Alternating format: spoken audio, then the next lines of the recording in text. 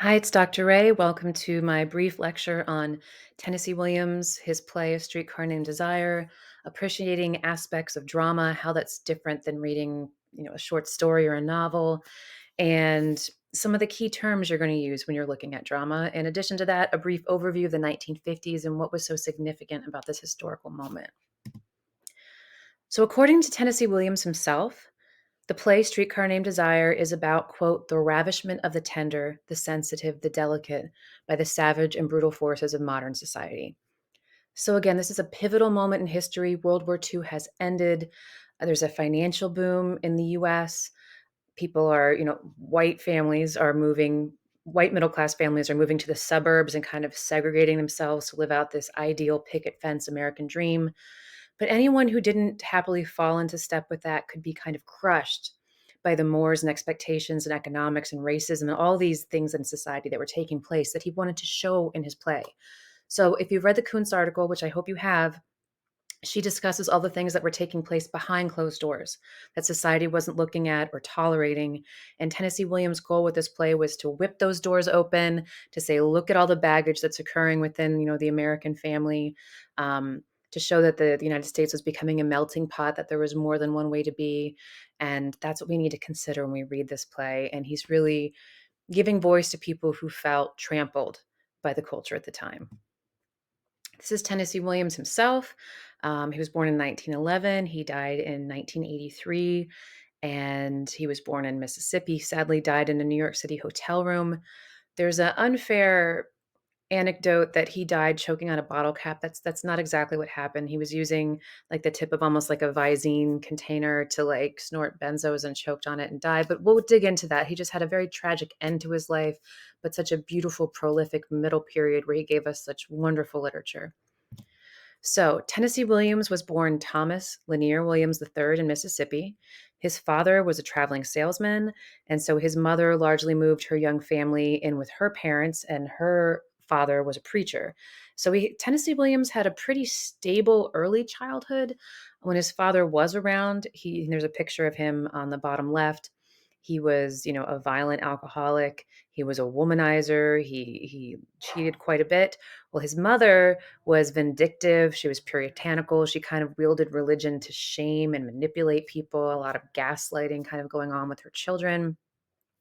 And when his dad got a job in St. Louis, the whole family had to live together under one small roof in a new place. And domestic violence became kind of commonplace, a lot of marital discord.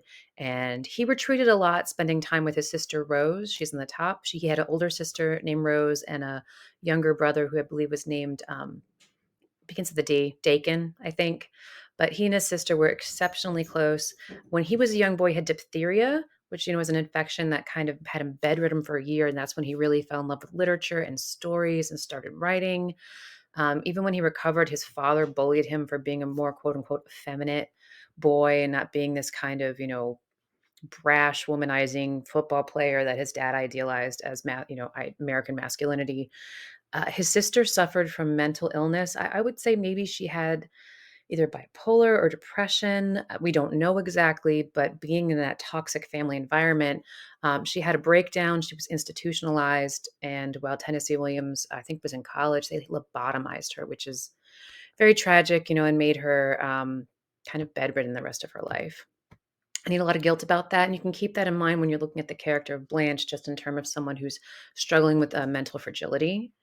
He earned his bachelor's degree at 24. He did a lot of menial jobs. I know he oversaw a chicken ranch for a while, just trying to make ends meet as he was writing. And finally, when he was 33, his play Glass Menagerie, which is also a beautiful play, was beautifully received, started traveling. And after that, he wrote Streetcar. Both of those became films, and, his notoriety grew and he was producing more and he was really, really successful. He had a partner named Frank Merlo. That's him with Frank on the left. And sadly, Frank passed away in 1963. Tennessee Williams lived for 20 more years. But he also, he really carried that loss and he fell into addiction. And his writing never reached the level of success that it had before. And as I mentioned, he sadly died alone at 71. But prolific, brilliant writer, contributed a lot to American culture, and really forced us to look at ourselves and what was going on behind closed doors and what we were in denial about. The play takes place in New Orleans. Tennessee Williams himself moved to New Orleans in his, I want to say, mid 20s. He reports that that's when he, like, had an affair with a woman, was like, yep, that's not for me. I am gay. I'm very satisfied with that. And he found this wonderful bohemian culture because New Orleans, like even the areas that weren't as economically robust, there was so much mingling of cultures and music and food and lifestyles and art, and he just really enjoyed that instead of this like gross puritanical structured segregated kind of reality he'd been raised within. And when he was in the French Quarter, if you've been to New Orleans, it's almost like the Times Square of New Orleans and like the main area.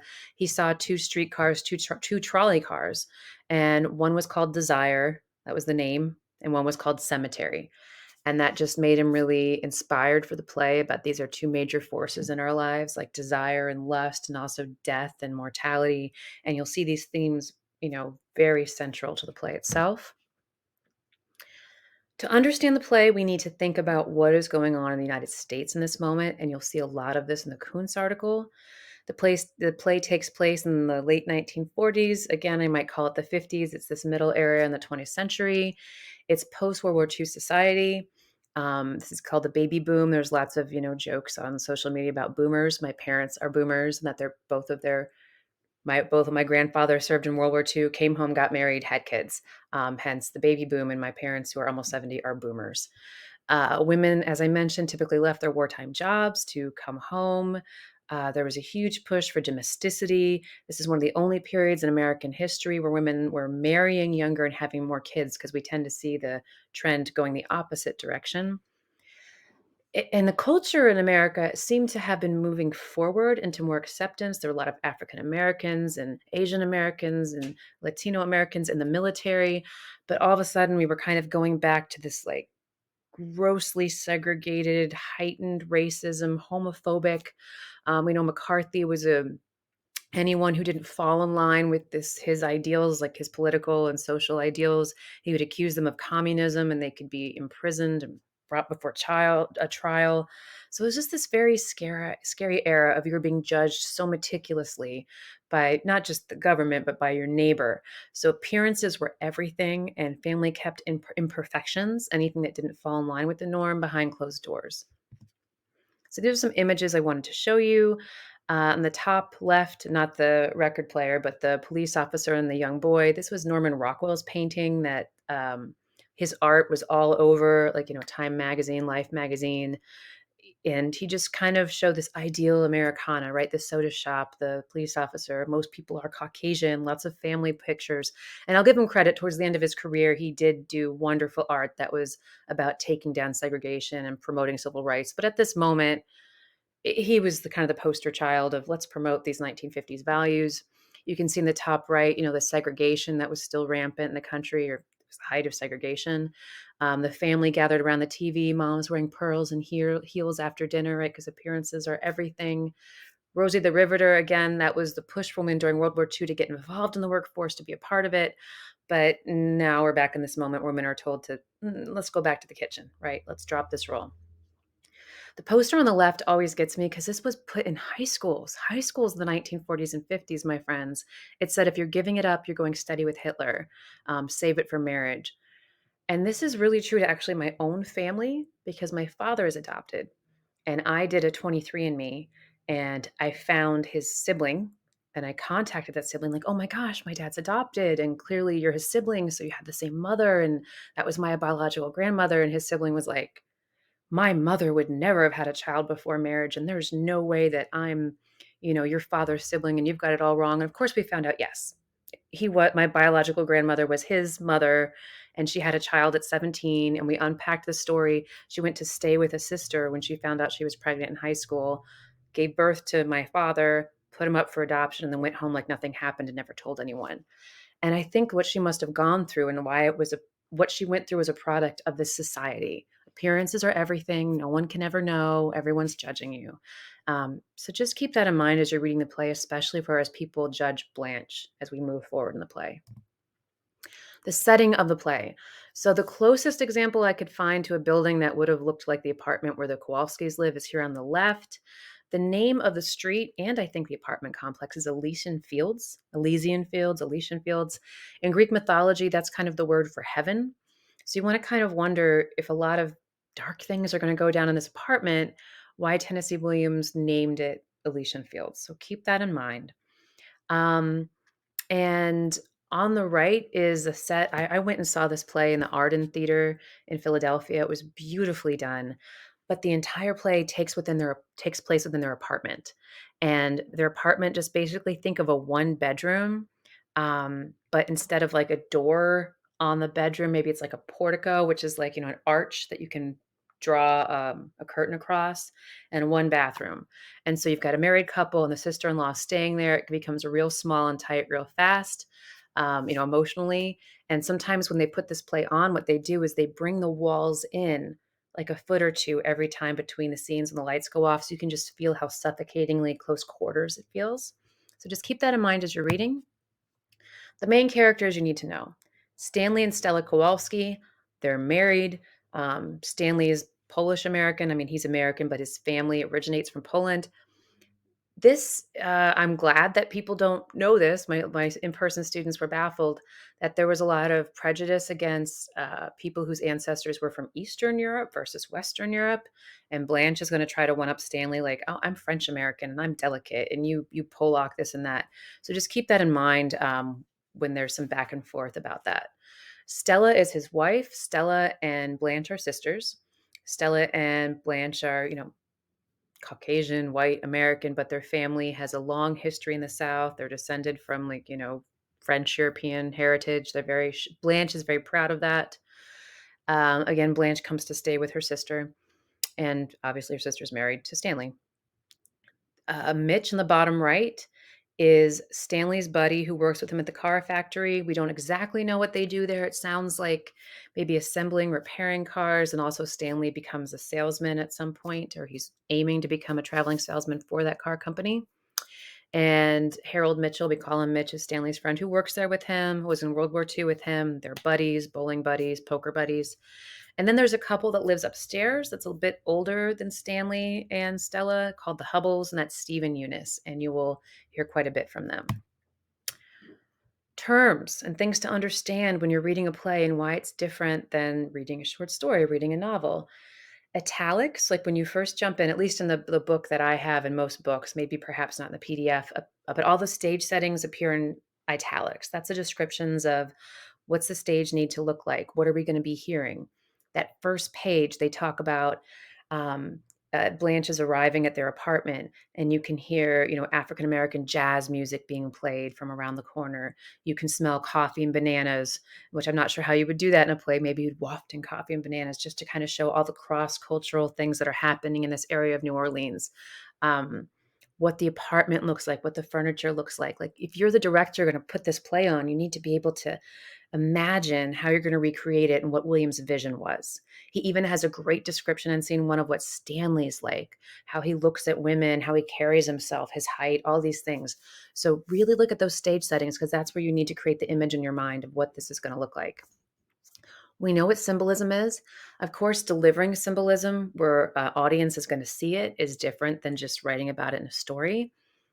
As you go through the story, I really want you to focus on light. Light is a huge symbol in this play, and also color, right? Blanche is especially associated with like red and white, and think about what that means. And finally, music. I know it seems weird that the music you'd be hearing is highly symbolic, but it's very key. So pay attention to these symbols as they evolve over the course of the play. Diction, so key, right? And just it's the way a character uses diction reflects the personal details like age, gender, background, social setting, profession. So if you heard me talk versus one of my 10-year-olds talk, even despite, woman, boy, voice, whatever, just the way what we're talking about, what we're interested in, the vocabulary we use is going to be different. Someone's accent, their education, their values, how they're trying to interact with others. It's all portrayed through their diction. So pay close attention to how someone speaks, not just what they say. Stage directions, right? It's instructions indicating the movement, position, tone of an actor. Keep that in mind. It's not just the setting, it's how things are supposed to move and happen and play out upon the stage. Character foils. Keep this in mind. So important. Will work beautifully in paper two. It's going to be on a quiz what a character foil is. A foil is a character who contrasts with another character in order to better highlight certain qualities of the protagonist. So I'm going to state that both Stanley and Blanche are protagonists, main characters in this play. That being said, the way they contrast with each other, the way Stanley contrasts with Stella, the way Stanley contrasts with Mitch is key. So, character foils, again, are a pair that when we see them together, we better understand what each character is about. Um, so, if you take a look at the picture from the Hunger Games, Elizabeth Banks was playing Effie, who was like the announcer and the front vision of the Hunger Games and supporting it and like advertising it and pro this kind of culture. Of course, Katniss is the opposite. She's questioning everything. She's only there to like stand up for her sister. So we get this sense of like the powers that be and those are being trampled when we contrast Katniss and Effie. Of course, Harry Potter, if you think about Harry Potter himself and then Draco Malfoy. Um, Completely different upbringings. They look different. Of course, like morally, they diverge completely. The way they treat people, what they value, how they grow is completely opposite. Sherlock Holmes and Watson, right? When we look at them together, we realize that Sherlock Holmes is so focused. He lacks social skills. A lot of scholars have, I think, rightly pointed out. He probably is like on the spectrum and he's brilliant and he's focused, whereas Watson is more like your everyday guy, average intelligence, but social and warm and kind of is a guiding light for Sherlock.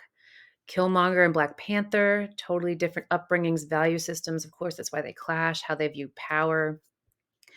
Buddy and, Woody, again, there's just examples, Batman and Robin, we can go on where characters that we see them more clearly when we look at them side by side. Keep this in mind as you're reading Streetcar. Of course, we can compare Stanley with Mitch and Stella with Blanche, but right here you can see directly how Stanley and Blanche contrast. Stanley is direct, blue collar, more street smart, kind of sees people and what their motivations are, but he's definitely not like book smart. He's abrasive. He doesn't care how he comes across. He's powerful. Like he knows that he can dominate the people around him, like, just with like a few words. Blanche, manipulative, privileged background, educated, very charming, and mentally fragile. So you can see just the terms that I put side by side, their characters are completely opposite, but we see them more clearly when they interact with each other. We see those character traits being more sharply drawn. The last thing I want to say is Streetcar, as I mentioned, is probably the most famous American play of the 20th century, maybe up there with Arthur Miller's plays and a few other things. But of course, if I went to Google and I showed my in-person class and typed in summary Streetcar, 900,000 links pop up. And there's things like lit charts and cliff notes and spark notes. I'm aware that that's up there. Don't rely on these summaries. And also AI, you can ask AI, write me a post about Light and Streetcar. Let's talk about how you can use online summaries and AI.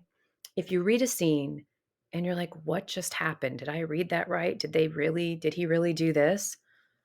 Yeah, sure. After you read it, you can go to SparkNotes and read the summary. Note they're written by poor grad students who, yes, have advanced knowledge of literature, but they're not the oracle, right? They don't get to decide what everything means. But sure, if you want to like clarify what happened in a scene, remembering characters, like there's minor characters like Pablo or the Mexican woman selling flowers, and you're like, wait, is that a character? What were they about? Sure. Go to one of the online summaries, check it out, ask AI. If you want to remember what previously happened, right? So you're like, wait, did Blanche do this in scene one? Because I'm in scene 10 and I can't remember and you can't find it in your book. Sure, go to a summary, look it up, like revisit that moment. Don't read a summary instead of the play itself. I'm interested in your thoughts, your reactions. I'm trying to, you know, make you feel more comfortable analyzing a text and reading more often. So just don't skip out on that experience by relying on summaries. It's not enough information to like cite and write about it anyway. And also, you don't want to rely on someone else's interpretation, either AI or some grad student who wrote the summary, or even some scholar on Bloom's. You want to think for yourself. I want your thoughts. Every year I teach this play, a student teaches me something else about it that I hadn't noticed last read. Definitely, please do not use AI or summaries to write about this play. Unfortunately, I've already caught another student using these technologies trying to write for this class. Please, I'm interested in your thoughts. Don't sell yourself short. Contact me with any questions. And I really hope you love the play as much as I do.